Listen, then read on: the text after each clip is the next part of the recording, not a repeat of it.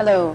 Today I have the pleasure of interviewing Ramesh Balsekar, a spiritual master, a sage, one who has realized his true nature and never forgets it. Ramesh was educated in India and then in England, and after that pursued a career as a banker for 30 years. After he retired, about a year later, he met his true guru, Nisargadatta Maharaj, and it was not too long after that that Ramesh received enlightenment. Hello, Ramesh. Hi. Welcome. Thank you. It's nice to see you. Mm-hmm. And your teacher, Nisargadatta Maharaj, dealt with Advaita. Mm-hmm. What is Advaita? Advaita really means absence of duality. Dvaita is duality. And Advaita means non-duality, or more accurately, absence of duality. It means, in effect, an unbroken wholeness. Is Advaita a religion? Advaita is not a religion. Advaita is the basic principle of most organized religions. But as the religions proliferated into various interpretations, this basic principle of the transcendent philosophy, the perennial philosophy, that got lost, and the religions got involved in a lot of their individual interpretations. So this basic principle, the ground of all being,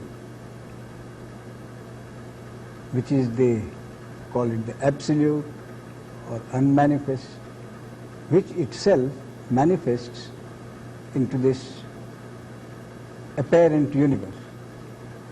So the basic principle is that it is the universal principle which manifests itself, and the science, modern science, calls it a self-generated process.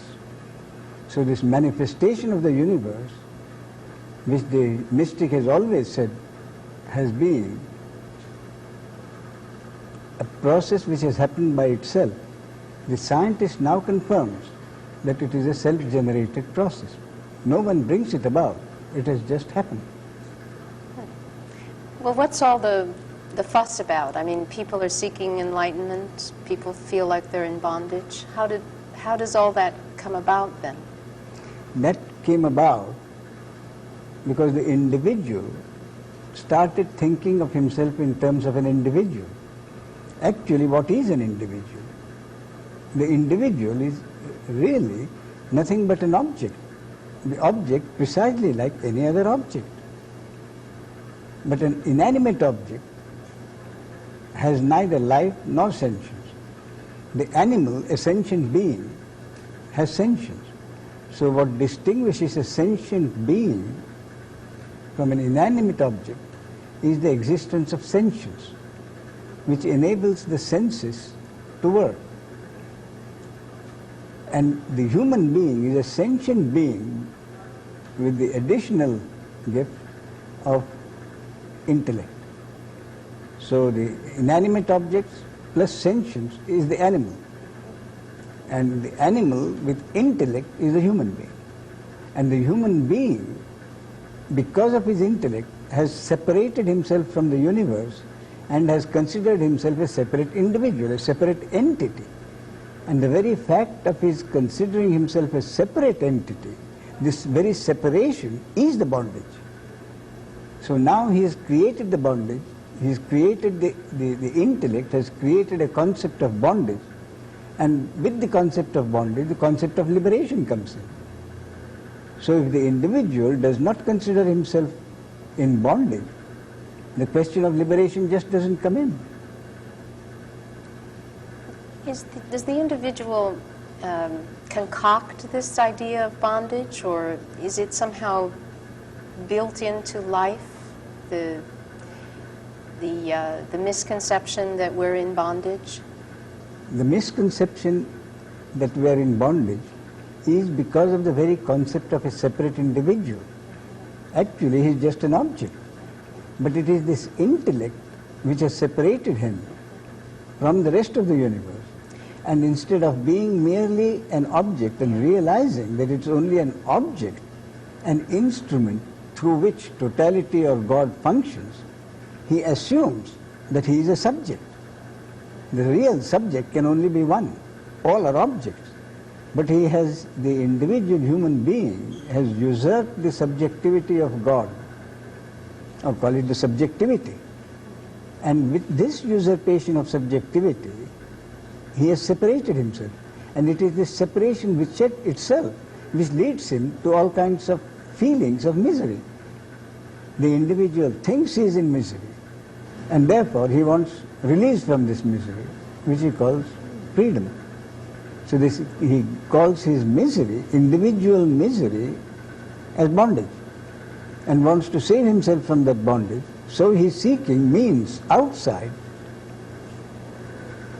to get himself what he thinks liberated. But it is his own separation from the universe as a separate entity. And the real liberation comes with the realization that he cannot be a separate entity, that he is just a part of the unbroken wholeness which is the universe. So let me see if I understand now. The universe is one, a totality, an unbroken wholeness. Yes. And somehow, though, this idea of an individual comes about. How does that work, that the Yes. individual comes into this wholeness? All there is really, this absolute, all there is consciousness.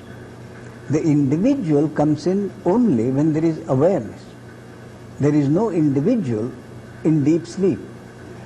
It is only when he is awake. That means when there is a sense of presence, when there is this sense of being aware of oneself. And in that awareness, the basic awareness, for instance, when any individual wakes up from sleep, from deep sleep, the first consciousness, the first awareness is not that awareness of an individual. The first awareness is of the impersonal consciousness. So when the impersonal consciousness identifies itself with each individual body-mind organism as an individual, that the me comes up. So basically it is the impersonal consciousness identifies itself with an object, and the me arises.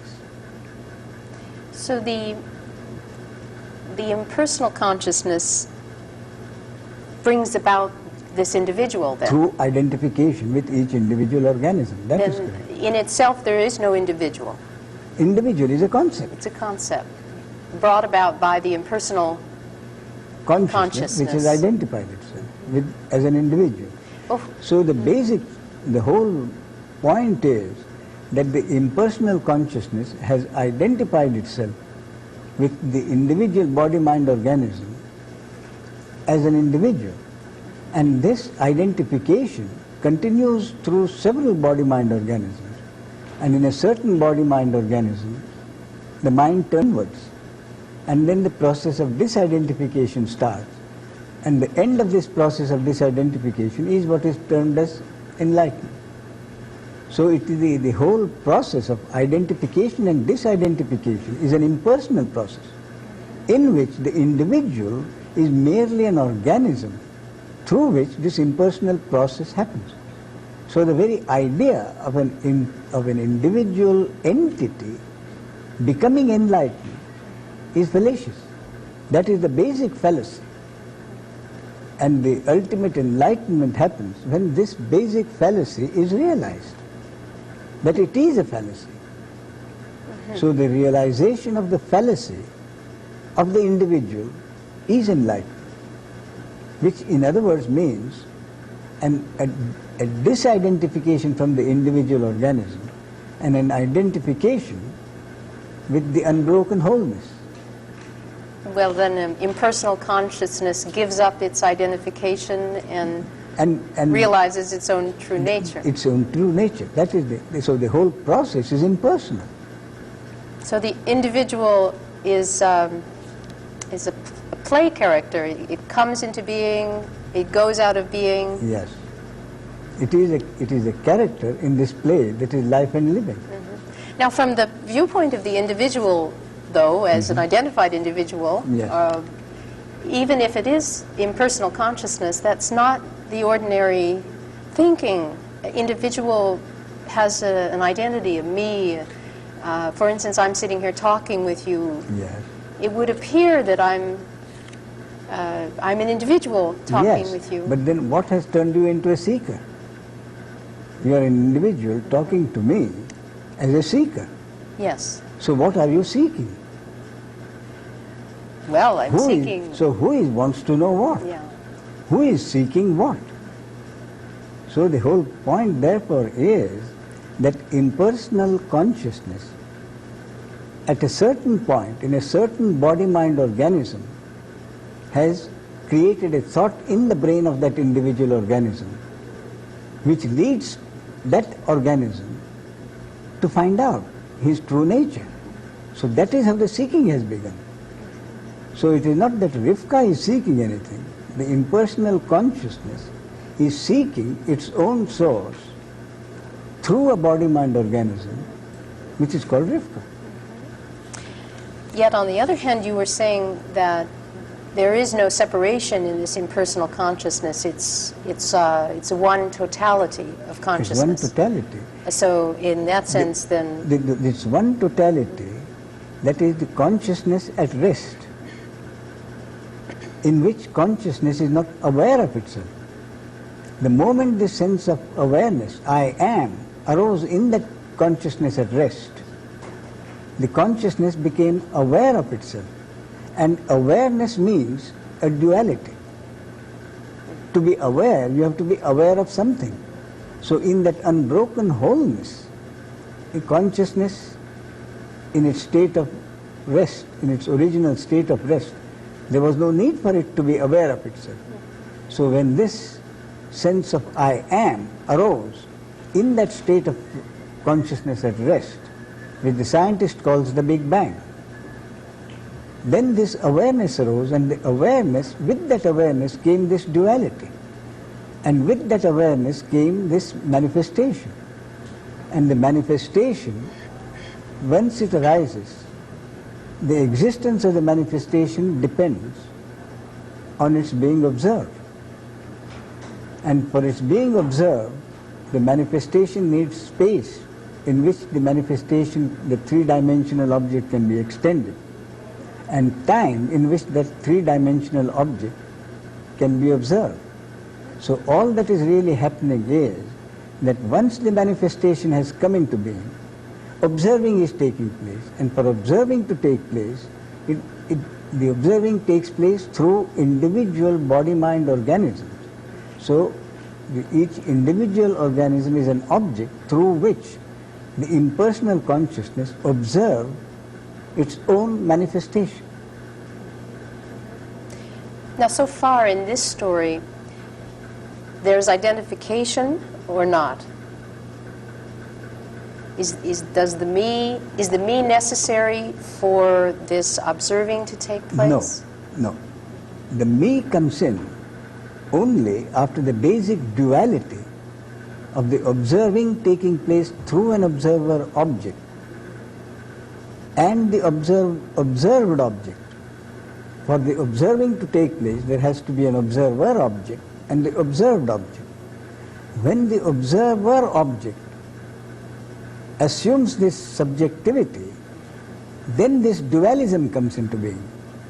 Otherwise, they are both observer object and observed object. And the true subject is this totality of That is correct. consciousness, impersonal. So the only subject is totality of God observing through the individual organism. But once the observer object assumes subjectivity, then the me and the other comes in. So for the observer object becomes the observer subject. And the rest of, and by that means he separates himself from the rest of the universe as his object. And that's how this so-called real world, the world that most people think of as real, and comes therefore, into with being. this individual separation, this interhuman relationships come in, and life and living as we know have come in. But once this realization happens, that the observer subject is really only an object. That is what the ultimate enlightenment means. So the ultimate enlightenment merely means a reversal of the process which has happened from duality to dualism.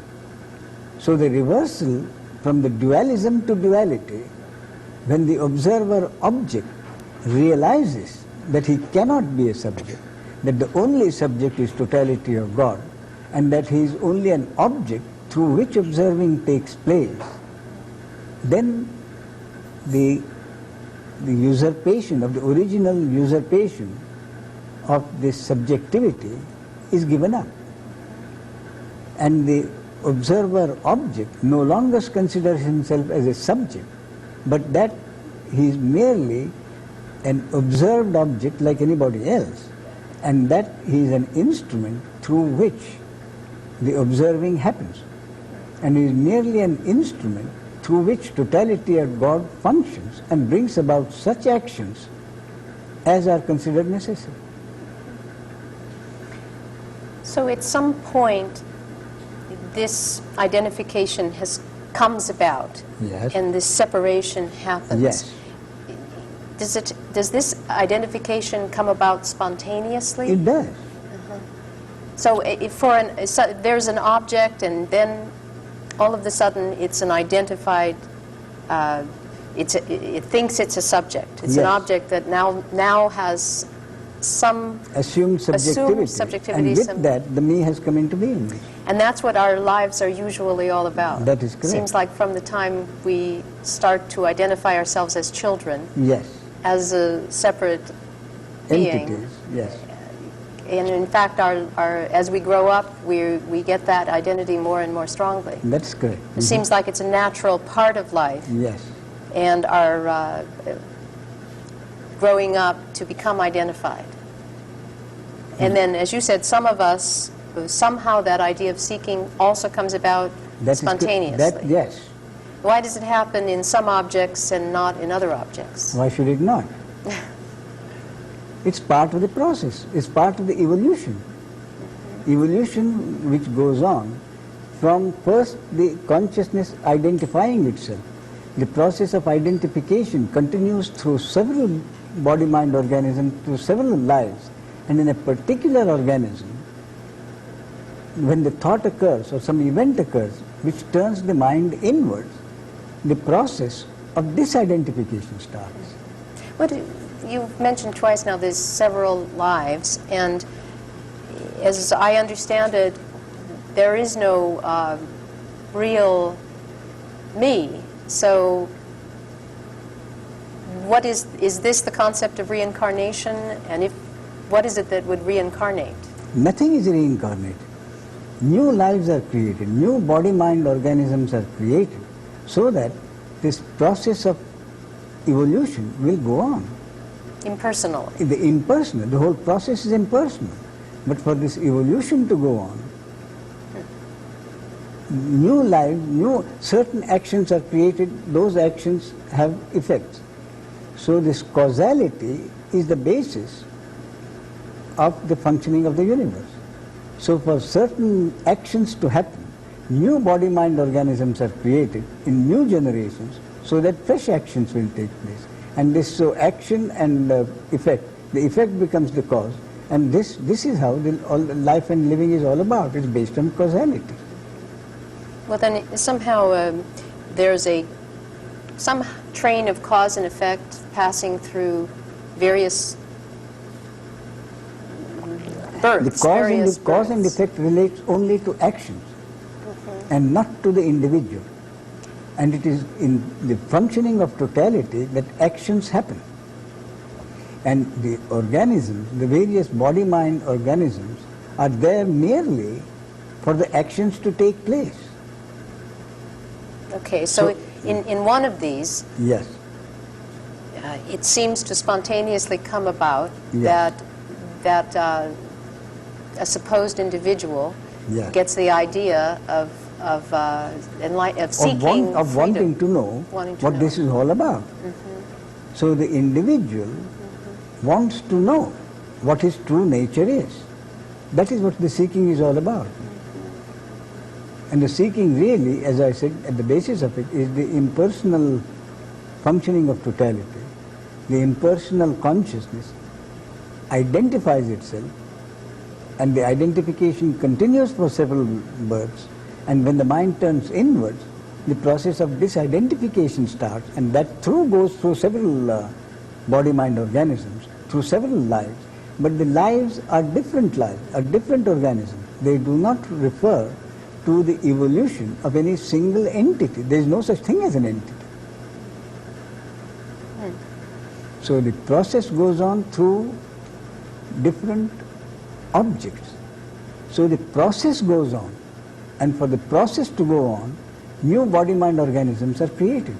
It is not that any entity takes on new forms in order to evolve. Then there would really be an entity, a me existing. That is correct. And so this karma is causality. So causality is the very basis of life and living. Which is an impersonal event. Which is an impersonal functioning of totality.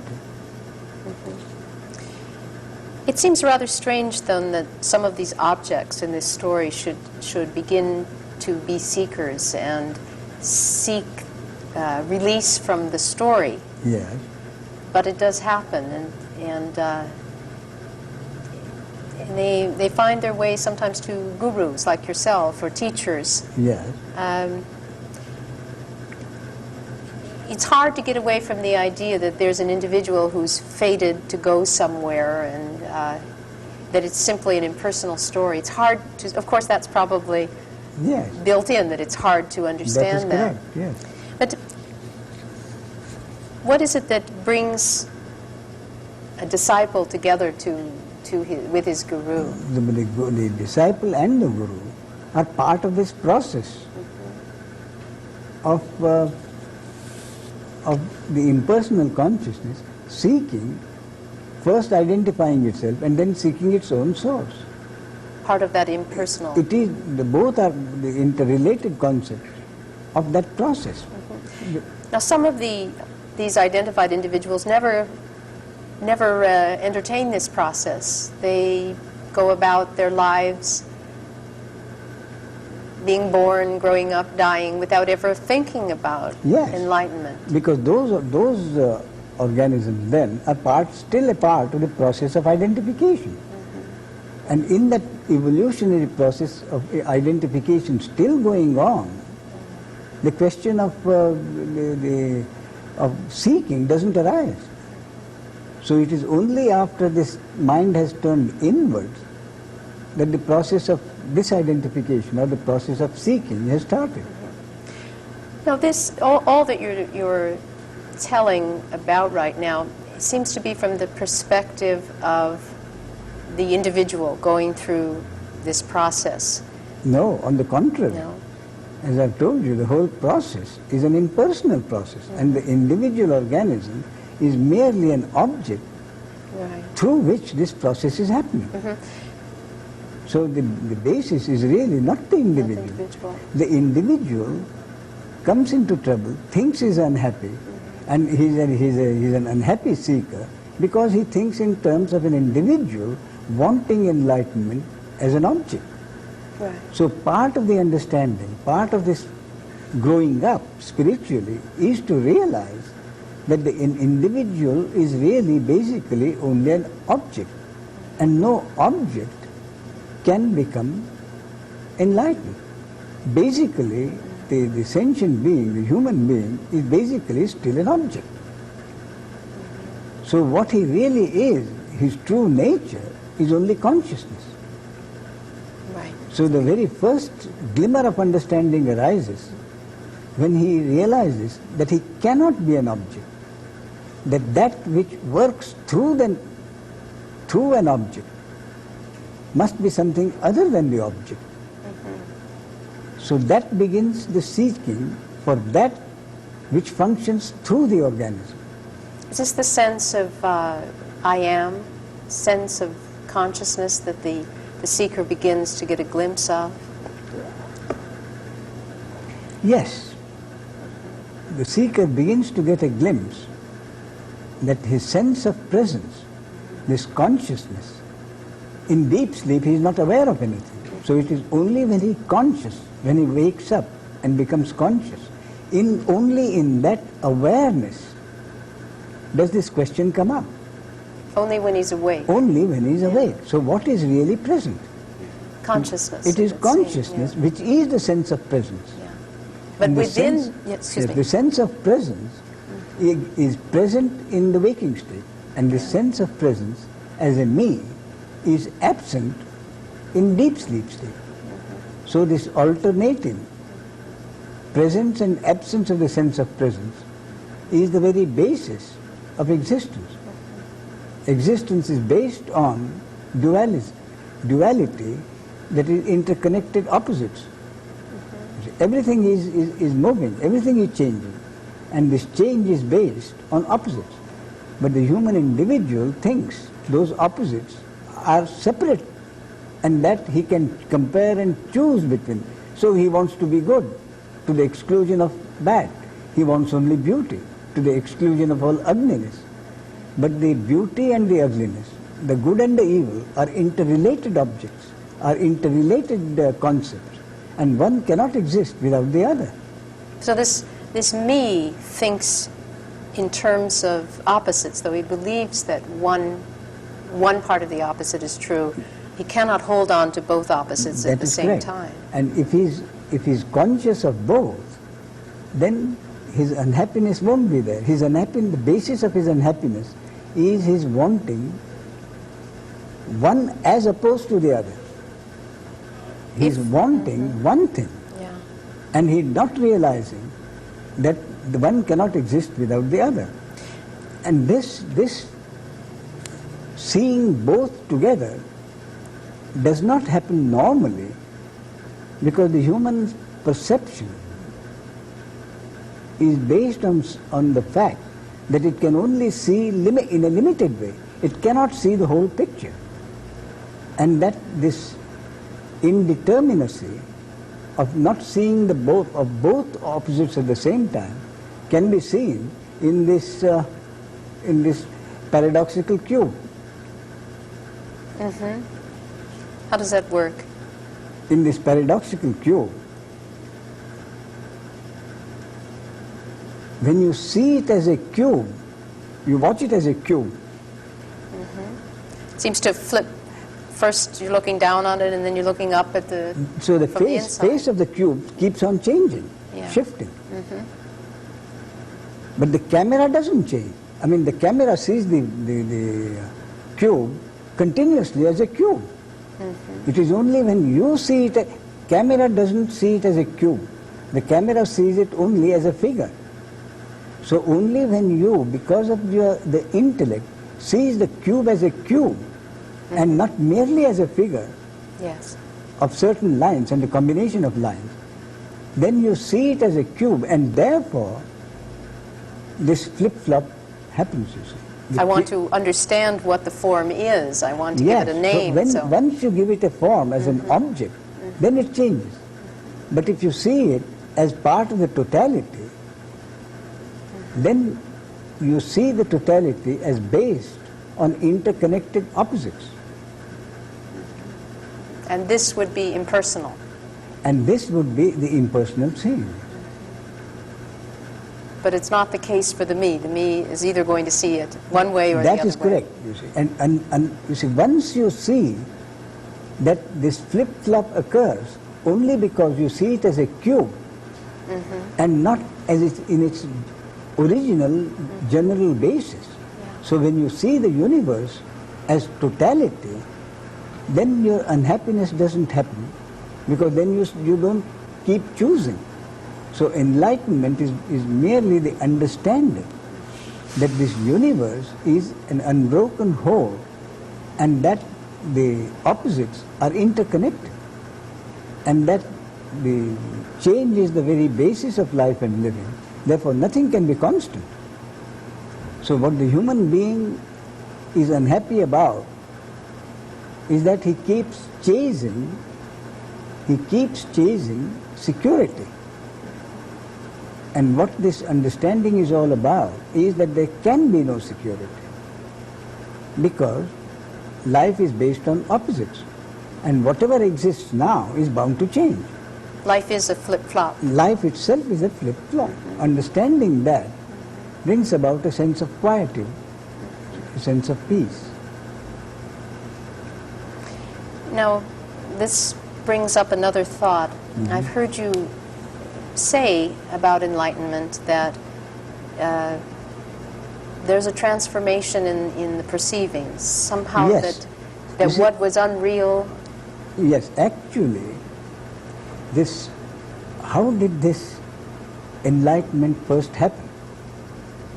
With this process of identification turning inwards and the disidentification, at some point the ultimate happening of enlightenment must have happened.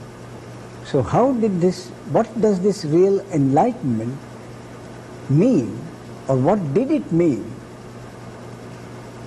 to those people who had this enlightenment, or in which body-mind organisms this happened? So this has been happening from time immemorial.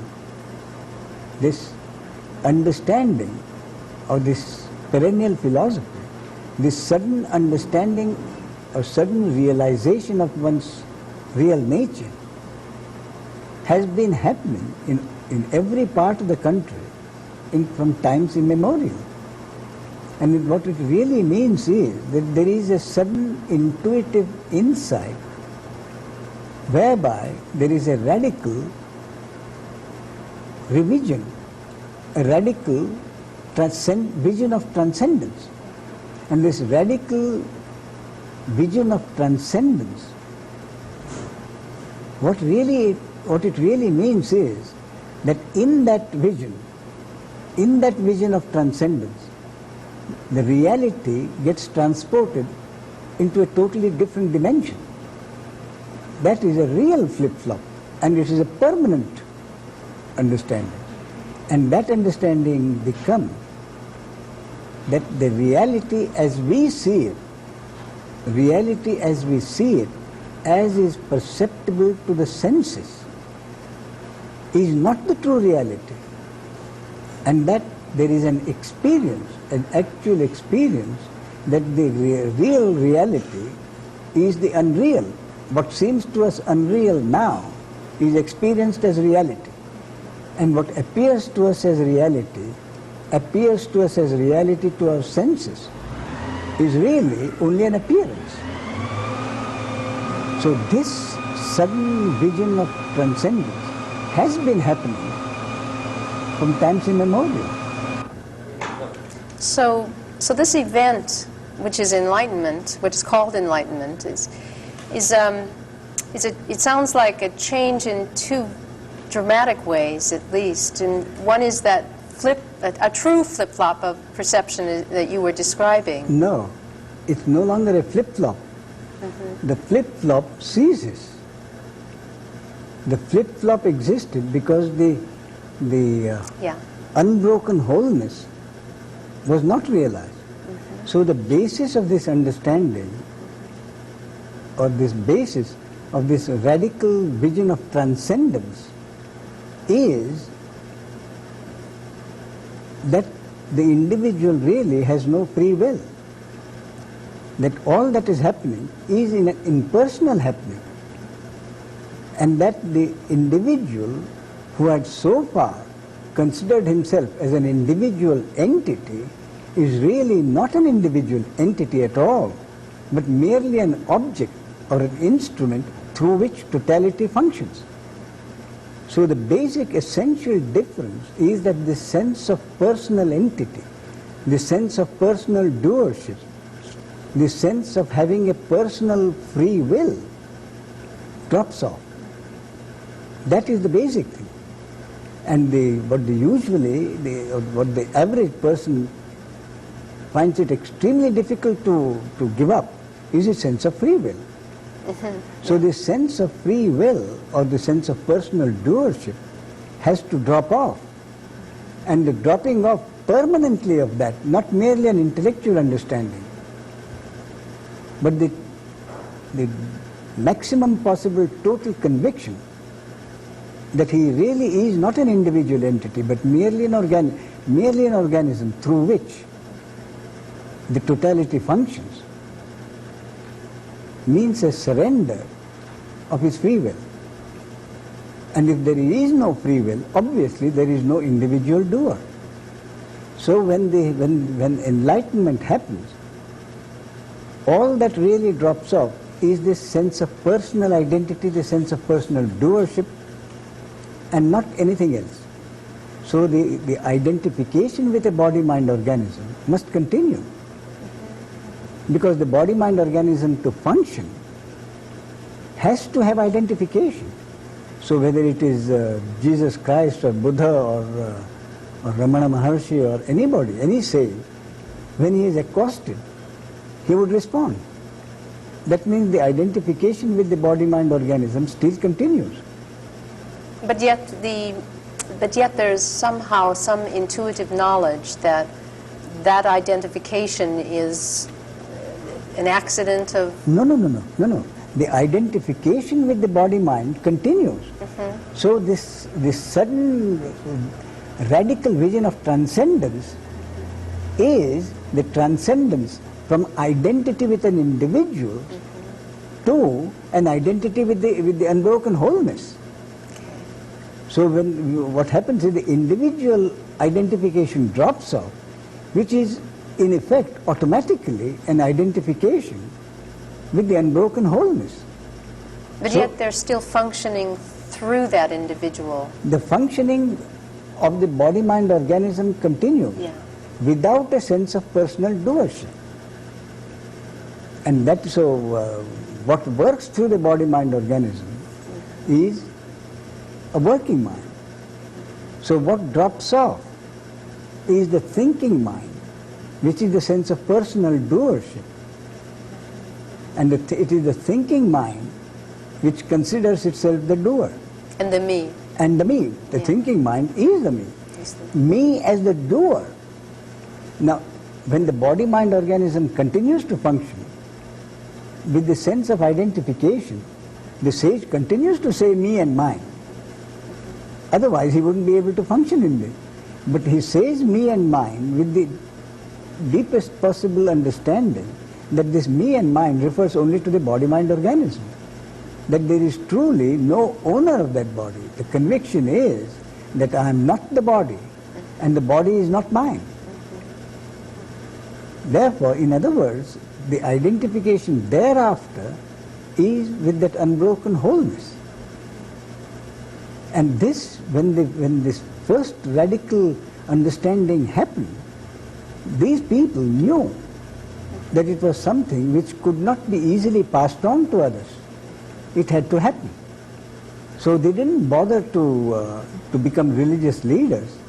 They wouldn't have been accepted anyway, because the whole basis of their teaching would have been, as it is now, that there is really no individual.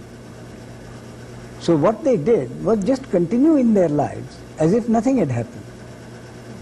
And they found that certain people, by some mysterious force, were directed to them. And these were the people on the threshold of this understanding and needed the help of these newly enlightened beings to point them the way. And this is how the guru-disciple relationship first came into being. Those who were guided by the original enlightened people themselves became enlightened. And this process of the mysterious force leading other people to these people, that continued. Now this mysterious force, this is what is generally called grace? Yes. But what is it? All there is consciousness. So whatever label you give it, you call it grace or you call it something else, call it compassion, you call it love, you call it God, it is still the same basis, this original ground of all being, which is consciousness. You can call it God, you can call it awareness. but the name is not of the essence. Is it the same power that brings about any of these, that brings about identification in the first place? That is correct. Turning inward to become a seeker and Yes, enlightenment. that is correct. So it is the same power, identifies itself first, and leads several organisms through this identification. Then the mind turns inwards, and the process of disidentification or the seeking begins. And all this is directed. Now this process of evolution. Yeah. Who directs it? The individual is merely an instrument. So it is the same mysterious force, call it consciousness, which directs this evolutionary process and brings about this guru-disciple relationship. Now, I understand you're saying that this is all very impersonal, and yet my understanding of this guru-disciple relationship is that there's a lot of love in it. It's a very personal relationship in some sense. Yes, that is part of this relationship. And therefore, ultimately, the true guru understands that the final obstruction for the disciple is to get over this affection or attachment for the guru. In other words, the understanding, the acceptance of the impersonality becomes total only when this relationship of duality between the guru and the disciple itself gets bridged. Bridged. In other words, only when the disciple and the guru become merged. Actually, the guru and the disciple do get merged. When the disciple, there is enlightenment happens in the disciple. But in this phenomenality, so long as the disciple continues as an individual body-mind organism, this special respect and reverence for the guru still continues, even with the understanding that apart from consciousness, there is nothing else. So this merging that takes place is this realization or the dropping off of the me. It's this. That is correct. It's a realization that there isn't and there wasn't ever any separation. There never was any me at all. That is the ultimate understanding. So, let's talk a little bit more about once enlightenment has taken place, this working mind, this thinking mind. If I understand correctly, then the thinking mind or the me is the one that gets involved. It's the one that flip-flops back and forth. And, yes. And this... So once the thinking mind is absent, what it really means is that the working mind, the body-mind organism, is no longer troubled by any sense of worries, of consequences. So what really happens then is that all the actions which take place through the body-mind organism are merely witnessed as impersonal actions, as part of the functioning of totality, and not my actions. But yet, I've also been led to understand that the enlightened, where enlightenment has taken place, that there's joy. It's not some kind of impersonal witnessing where there's no happiness or no enjoyment. Yes. Now, Rifka, we are talking about what happens in daily life. Yes.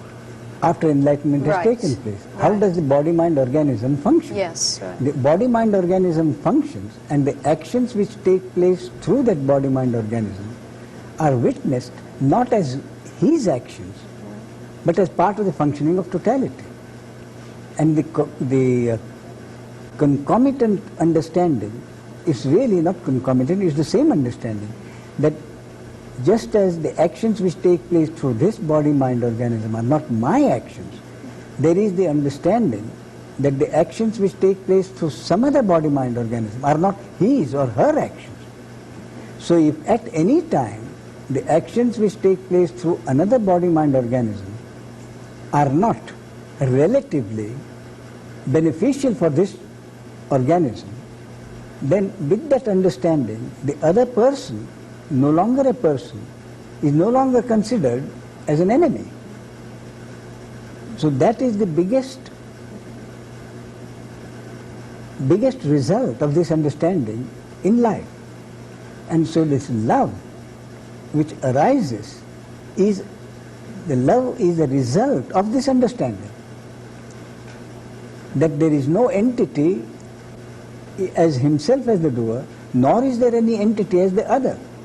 So when the me drops off, together with the me, the other too drops off. And when the me and the other both drop off, all that remains is love and compassion. So it is love and compassion are not something which you as an individual can do, but love and compassion are the natural result of this understanding that there is neither a me nor another.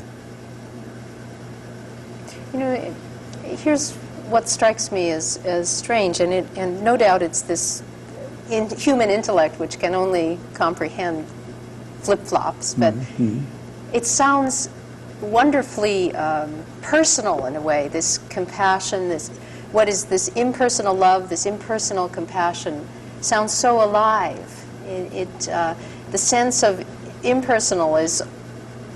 You see, this love which we are talking about, for one person for the other, is based on its interconnected opposite of hate. Yeah. So love and hate are the phenomenal interconnected opposites, which one entity bears towards another entity. But this is not This what is you're not talking so. Yeah. This is, in fact, what I'm talking about is totally different. It's an entirely different dimension.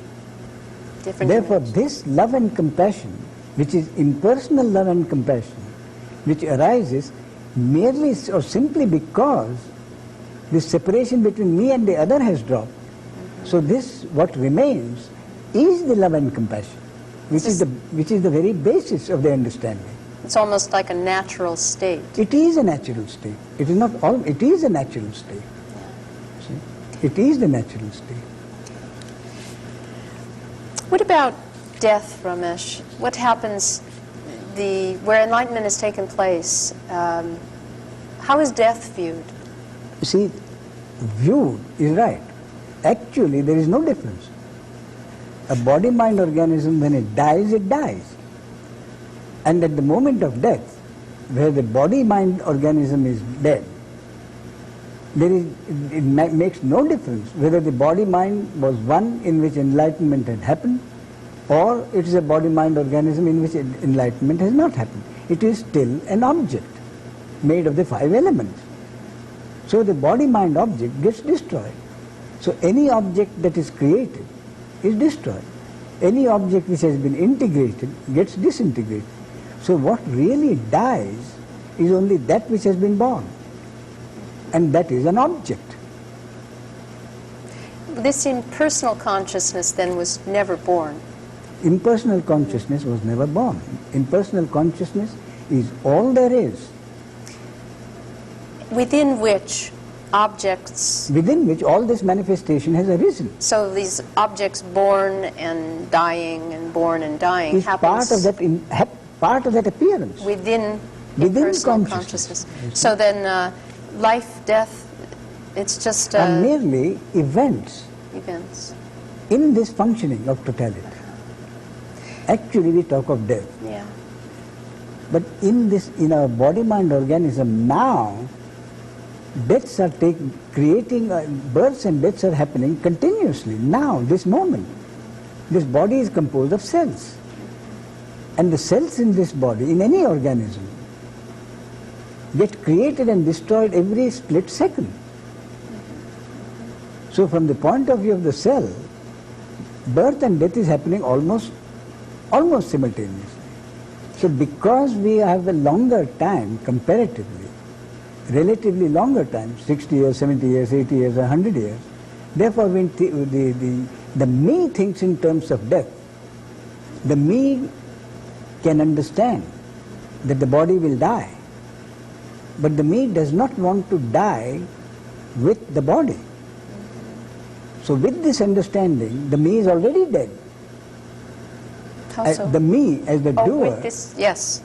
with enlightenment, Yes. Yeah. with the event called enlightenment, the me no longer exists. Yes. So if the me no longer exists, there is no me to be afraid of death. But where enlightenment has not happened, in the case of an ordinary person, the me is afraid. So there being no me, no fear of death happens. That is correct. You mean after enlightenment? Yes. So how is death viewed? I mean, at that point, the vehicle for consciousness would be disintegrating. That is correct. There would be no longer consciousness as is recognized in as our But life. you see now, in other words, your question is what happens after the death of the body Yes. to consciousness. Yes. Now, if you tell me what happens to electricity when one electrical gadget goes out of order, same thing happens to consciousness. Electricity continues to function through other gadgets, I see. existing and new ones to be created.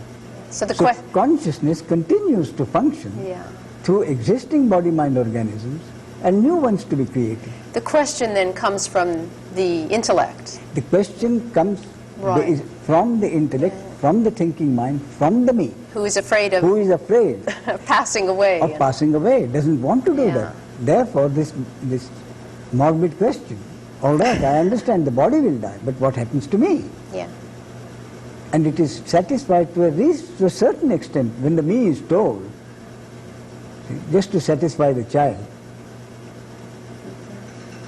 that the me gets incorporated in some other body-mind organism.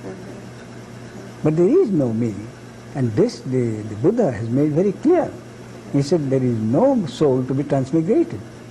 There are only deeds and no doer thereof. And it's rather almost not only astonishing, it's almost comical that the basis of Buddhism and Hinduism should be reincarnation of an individual soul but there it is. You see. That is precisely how the interpretations and the way the religions, organized religions, are interpreted. Come about. That this differences come about. Once you told the story of I believe the Buddha talking to someone, and the analogy went to the crying baby. Could you share that, because it seems pertinent here that yes, that is. He says the Buddha is supposed to have told one disciple. See, he said, "Is there a mind?" So he said, "The mind, the reality is the mind, or the mind is the reality." And the next day, this disciple found that he said, "The reality is no mind." The Buddha said, "Reality is no mind is reality." So when he asked the master what had happened, how could it be? So he said, when the child is crying, so he is told that the mind is reality. It's a concept to chew on. But when the child stops crying, he is told that there is no mind. In other words, what it means is that reality is still a concept. yes, So the classic simile in Buddhism is that you give a child golden leaves and tell him that is gold. But when the child achieves a certain amount of maturity, he knows that they are only leaves, they are only golden leaves. So it seems that Advaita, or perennial philosophy, doesn't need reincarnation. Those are like golden leaves, or That is correct. for a crying child. They are golden leaves for a crying child. Advaita is mature. Advaita is not mature. Advaita is the original ground of all existence. It is the absolute subject, the unmanifest subject, and the unmanifest and the manifest. The subject and this objective representation are not two. That is why this unbroken wholeness. Yes. Consciousness at rest itself becomes consciousness in manifestation. So the subject itself becomes the objective expression. The absolute becomes the relative. The unmanifest becomes the manifest. So there never have been any two entities. There always has been an unbroken wholeness, one unicity. And that never changes. That never changes. That is the only thing which doesn't change, because it is not in phenomenality. Everything in phenomenality is based on change. All right, Ramesh, thank you very, very much. I've enjoyed this very much. Not at all. Thank you. Thank you.